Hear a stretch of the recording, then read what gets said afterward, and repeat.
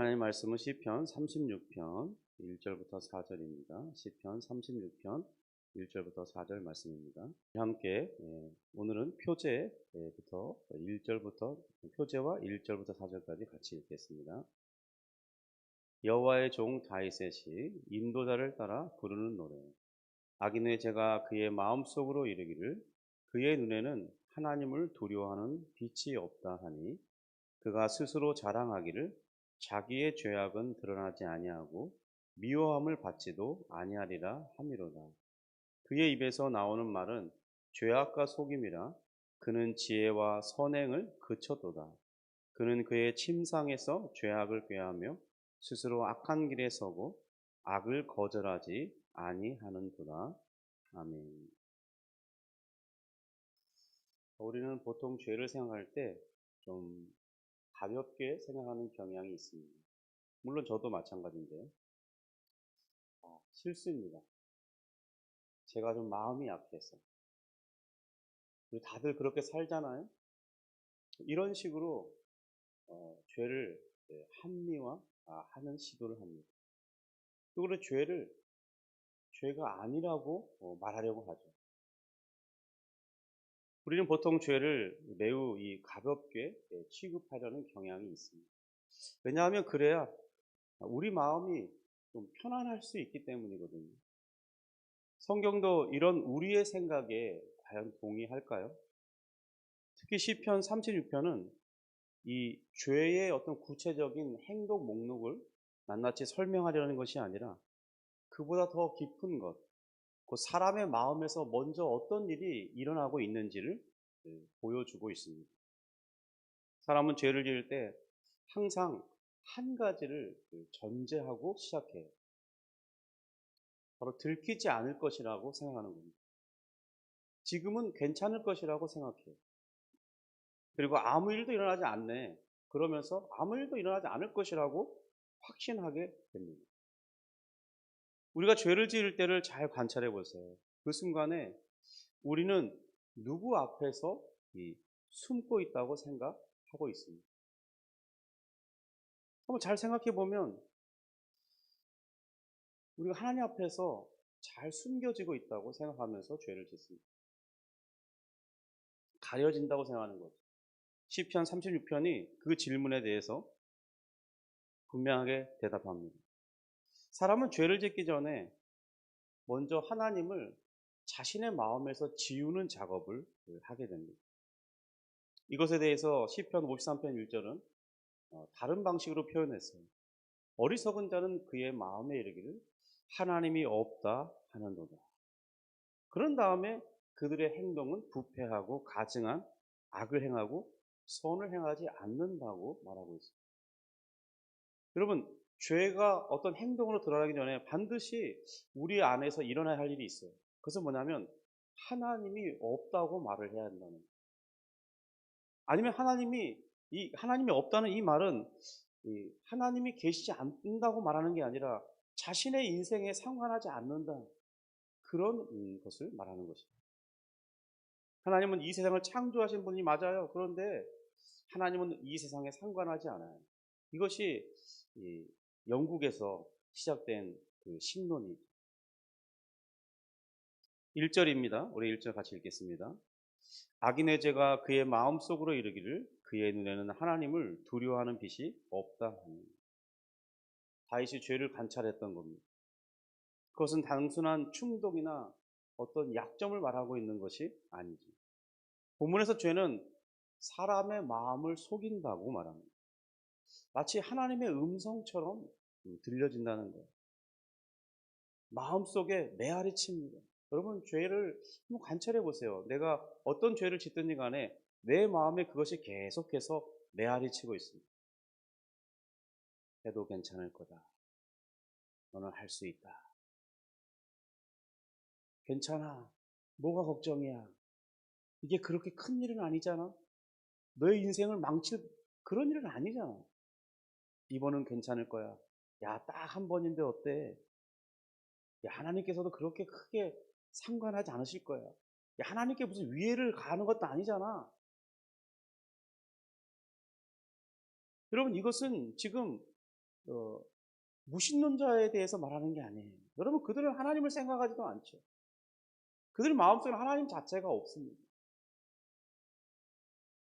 그러니까 하나님이 존재하지도 않는다고 주장하는 그런 무신론자를 가리키는 것이 아니라 하나님을 판단의 기준에서 제외시키는 그런 사람을 말하는 거예요.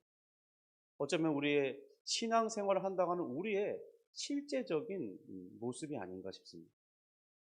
사람이 죄를 담대하게 행하려면요, 우선적으로 먼저 해야 되는 작업이 있어요. 그것은 마음속에 반드시 한 가지 결론을 내려야 된다는 것입니다. 하나님이 없다고 판단 내리거나 하나님이 계셔도 지금 나를 상관하진 않으실 것이다, 이런 판단을 해야 돼요. 그리고 하나님을 완전히 부정하는 것은 아니에요. 그냥 잠시 하나님을 내 마음에서 이렇게 좀 물러나 계시라고, 불편하니까 좀 이렇게 나와 상관없는 자리에 계시라고 말하고 시작한다는 것입니다. 바로 하나님에 대한 경외가 사라지는 순간 우리 마음속에는 이미 죄가 시작되고 있는 것입니다. 여러분, 이렇게 마음에서 하나님을 밀어내고 기억에서 지워내면 과연 어떤 일이 일어날까요? 우리 2절이 잘 말해주고 있습니다. 우리 2절 같이 읽습니다. 그가 스스로 자랑하기를 자기의 죄악은 드러나지 아니하고 미워함을 받지도 아니하리라 합니다. 정말 성경 말씀은 우리 마음을 정확하게 진단해요. 정말 꿰뚫어 봅니다. 죄인은 다른 사람을 속이기 전에 자기 스스로를 먼저 속인다는 특징이 있어요. 여러분, 죄를 행하는 그 사람이 죄를 행하려면 죄가 우리를 속여야 되는데 우리가 속아 넘어가야지 죄를 행한다는 거예요. 죄에게 설득돼야지 우리가 죄를 행하지, 설득되지 않고 어떻게 그 죄를 행할 수 있겠습니까? 그 죄의 본질은 언제나 속임입니다. 이건 영원히 변하지 않는 죄의 속성이에요. 마치 하나님께서도 영원히 진실되고 거룩하시고 영광스러움이 변함이 없으신 것처럼 죄도 한 번 시작된 이후에는 항상 변하지 않는 속성이 있다면 그것은 언제나 사람의 마음을 속인다는 것입니다. 어떻게 속이겠습니까? 그것은 사람이 죄를 질 때 감출 수 있다고 생각하게 만듭니다. 이건 나만의 비밀일 수 있다, 영원히 이걸 감출 수 있다, 들키지 않을 수 있다, 이 생각 속에서 죄를 감행해요. 여러분이 영화에서 보듯이 이 은행에 그 많은 돈을 정말 이 훔쳐가는 사람들의 계획을 보세요. 자신들은 걸리지 않을 거라는 어떤 생각 속에서 그것을 범행을 저지르잖아요. 사람에게는 숨길 수 있을지 모릅니다. 상황으로 덮어질 수도 있죠. 말로 포장할 수 있다고 생각하게 만들고. 그러면 이것이 우리의 진정한 죄의 문제인 것입니다. 그런데 우리가 생각해 볼 게 있죠. 하나님 앞에서도 감출 수 있겠느냐는 거예요. 여러분, 사람이 생각보다 의외로 허술한 점이 많습니다. 완벽하게, 정말 영화를 보면 완벽하게 그 죄를 구상했지만, 완벽에 가깝지만 결국 작은 하나의 실수가 결국 그 범죄를 다 드러나게 하는 그런 일들이 드러나잖아요. 근데 죄의 게임을 받은 사람은 그 생각이 이렇게 작동하게 됩니다. 하나님을 시야에서 지워버리면 된다는 거예요. 여러분, 저도 본 적은 없는데 들은 적은 있어요. 타조가 두려움을 느끼면 머리만 숨기면 다 숨겼다고 생각한다는 겁니다. 사실인지는 잘 모르겠어요. 그런데 그렇게 들었습니다. 그런데 생각해 보세요. 타조가 등치가 얼마나 큽니까? 그 큰 등치와 또 다리는 얼마나 길어요. 그런데 머리만 콱 숨기면 다 숨겼다고, 안전하다고 생각한다는 겁니다. 얼마나 어리석습니까? 그런데 죄를 품은 자의 마음 상태가 그렇게 작동한다는 것입니다. 사람의 마음에서 하나님을 지워낸다고 과연 하나님께서 우리를 보지 않으시는 것입니까? 우리를 하나님 앞에서 숨길 수 있겠습니까? 그런데 그렇게 지워내면, 그러면 죄를 짓는 순간에 우리 마음은 더 이상 불안해하지 않게 된다는 거예요. 그리고 오히려 합리적인 생각을 만들어내고 이해 가능하고 그럴듯해 보이기 시작한다는 거예요. 착각하게 되는 거예요. 죄라는 선글라스를 끼면 색깔이 다르게 보여서 감춰질 거라고 생각하는 거죠. 그래서 성경은 말씀합니다. 죄의 가장 무서운 점은 우리를 괴롭게 만드는 것이 아니라 우리를 안심시키게 만드는 것이라고 말씀합니다. 3절, 4절이 바로 죄를 받아들인 사람의 구체적인 실천 단계를 보여줍니다. 어떻게 변했는지 알려주고 있어요. 우리 이 1994년도에 저도 여러 번 봤는데요. 이 마스크라는 영화입니다. 짐 캐리가 주연했는데 마스크를 탁 쓰면 사람이 완전히 달라지죠. 그렇듯 죄를 받아들인 사람들도 그렇게 변화되는 것입니다. 3절, 4절입니다. 같이 읽습니다. 그의 입에서 나오는 말은 죄악과 속임이라. 그는 지혜와 선행을 그쳤도다. 그는 그의 침상에서 죄악을 꾀하며 스스로 악한 길에 서고 악을 거절하지 아니하는다. 여러분, 하나님을 경외할 땐 이럴 수 없었어요. 하나님을 찾을 때는 이럴 수 없었어요. 하나님이 나를 생각하고 나를 보고 계시다고 느낄 때는 이럴 수 없었습니다. 그런데 죄에게 꾀임을 받아서 마스크를 쓰는 순간 다른 사람이 되는 것입니다. 이제 죄는 그 사람의 동역자이자 주인이 되어갑니다. 죄는 절대로 처음부터 주인 행세를 하지 않아요. 죄에 완전히 꿰어진 다음에 그 본색을 드러냅니다. 야, 네가 지혜를 지었잖아. 그러면서 죄가 탁 얽어매면 그 사람은 빠져나올 수가 없습니다. 죄를 받아들인 사람들의 이 진행 과정을 보면 언제나 죄를 계획한 다음에 그 죄를 선택하게 되고 또 그것이 이제 행동으로 나타나면서 습관화되고 그리고 마치 고속도로를 깔듯이 그의 삶의 패턴으로 굳어지게 되는 것입니다. 처음에는 마음속에서만 일어났던 일이 이제는 그의 입술에서 바깥으로 흘러나오게 되고 행동을 하게 됩니다. 그리고 그것이 그의 삶의 방향이 되는 것입니다. 단적인 예로 이 마약을 아예 안 한 사람은 있어도 한 번만 마약을 한 사람은 없다는 말이 있습니다. 제가 예전에 미국에서 학위를 마친 교수님께 수업을 들을 때 들은 이야기인데요. 미국에서 어떻게 그렇게 마약이 번져가냐 하면 초중고등학교 그 앞에서 약간 불량스러운 아이들이 친구처럼 다가온다는 거예요. 그리고 뭔가 이렇게 껌을 전해주듯이 야 이거 한번 먹어봐 이거 사탕이야. 그런데 그것을 받아 먹는 순간 거기에는 마약 성분이 들어있기 때문에 또다시 그것을 찾게 되다가 그 길로 들어서고 이제는 돌이킬 수 없게 된다는 거예요. 여러분 단순히 마약만은 아니겠죠. 우리 삶에 자리하는 정말 많은 것들이 다 그런 방식이 아닙니까? 야, 한 번만 해봐. 괜찮을 거야. 죄와 사탄은 항상 무서운 모습으로 자기 모습을 드러내고 찾아오지 않습니다. 그것은 우리가 이 좋아할 만한 것으로 접근한다는 거예요. 그럼 특별히 우리 어린아이들에게 만화와 만화 영화를 보여주는데요. 만화 영화를 만들어내는 가장 큰 제작사가 디즈니랜드죠. 그런데 이것을 집중 연구한 사람들이 저는 보게 된 적이 있는데 그 영상을 보면서 저는 충격을 먹은 적이 있습니다. 보통 이 필름이 1초에 30프레임을 기본으로 합니다. 그런데 그 프레임 속에 반복적으로 30프레임에 많은 걸 넣는 게 아니라 30프레임에 딱 한 프레임만 그 안에다 어떤 것들을 삽입해 놓는다는 거예요. 예를 들면 이 만화 영화를 보는 내내 콜라를 30프레임에 하나씩만 넣는다는 거예요. 중간중간. 그러면 사람은 신기하게 한 30분쯤 지나면 콜라가 먹고 싶다는 생각이 든다는 겁니다. 그럼 영화가 끝나면 콜라를 먹게 된다는 거예요. 그리고 또 어떤 음란물을 중간중간에 정말 짧은 순간에 삽입해 놓고 눈에 우리가 관찰할 수도 없을 정도의 짧은 순간입니다. 그러면 그것이 반복적으로 노출되면 어떤 방식이 되느냐? 이 아이들이 당장에는 그런 음란물을 찾는 건 아니지만 성장해 가는 과정 속에서 어느 시기가 되면 이 성적인 이제 호르몬 때문에 성적인 욕망이 막 폭발할 때는 그때 그것이 탈선으로 드러나게 된다는 거예요. 그래서 어떤 사람들은 이 어린아이들에게 절대로 디즈니 만화를 보여주면 안 된다고 말합니다.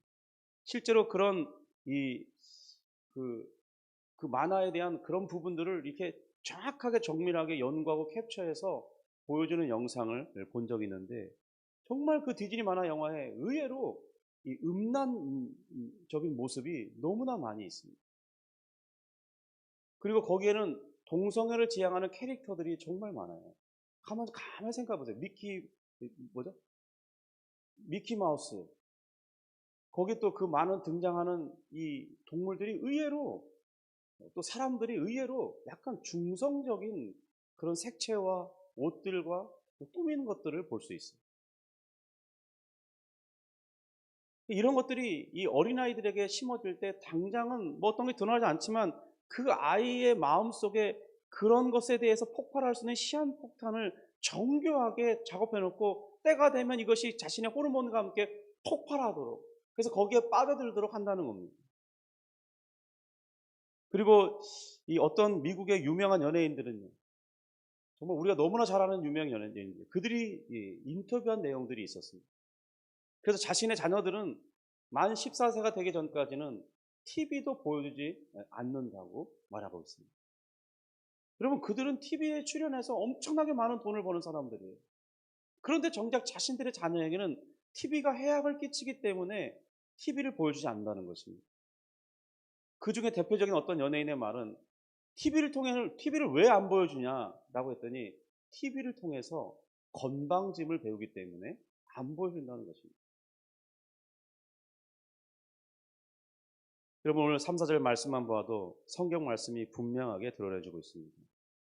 죄는 가만히 머무르고만 있을 수 없습니다.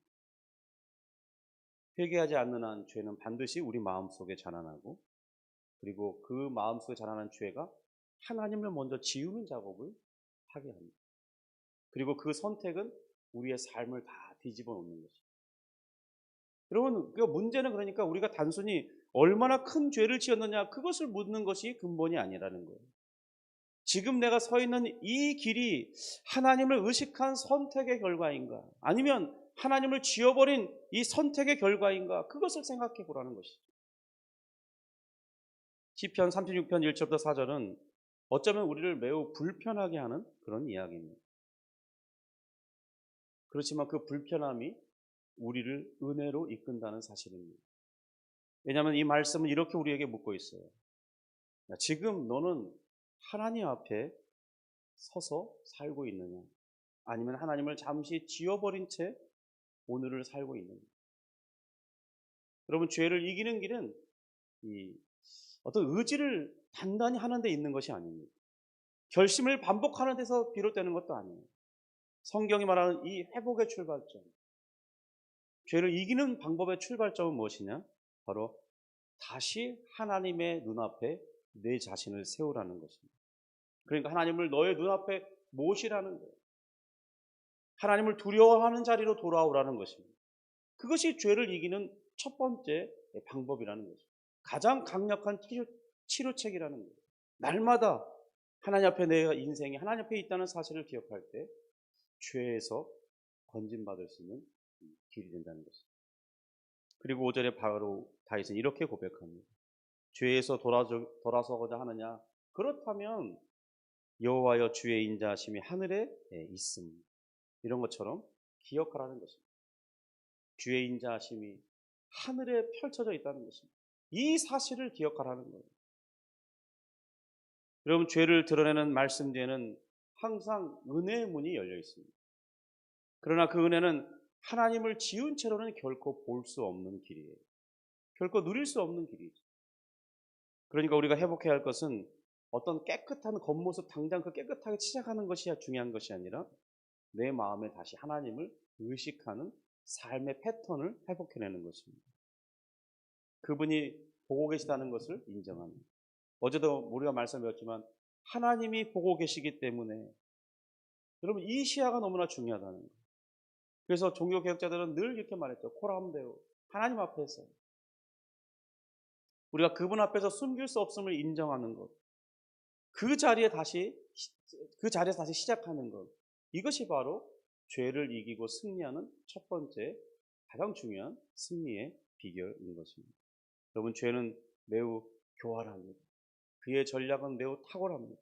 그래서 수많은 사람들, 아니 모든 인류를 다 죄 가운데 가둬놓고 있잖아요.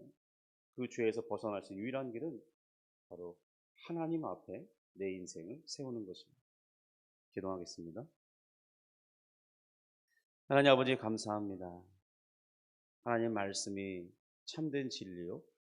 우리 마음을 정확히 꿰뚫어 보면서 우리가 어떤 문제를 가지고 있는지 진단하는 정말 의사와 같은, 또 모든 병을 진단하는 그런 의료기계와 같은 역할을 하는 것을 고백합니다. 주님, 하나님 앞에 다시 서 있는 것, 하나님 앞에 서기를 생각하는 것, 하나님께서 나를 지켜보고 계신다는 사실을 기억하는 것, 그것으로부터 다시 우리의 경건이 회복되기 원하고 또 견고해지기 원합니다. 죄를 우리의 삶에서 쓸어낼 수 있기를 원합니다. 주님 도와주시고 인도하여 주시옵소서. 하나님, 우리 아침에 기도할 때 또한 주님의 도우심을 입기 원합니다. 하나님의 선한 인도하심을 받기 원합니다. 기도의 능력을 입기 원합니다. 하나님 도와주시옵소서. 하나님을 사랑할 수 있도록 도와주시고 하나님을 사랑한다고 고백하는 삶을 살게 하시고 하나님을 찬송하며 하나님의 영광을 위해 살고자 하는 소원이 가득한 이 아침과 하루가 되게 하여 주옵소서.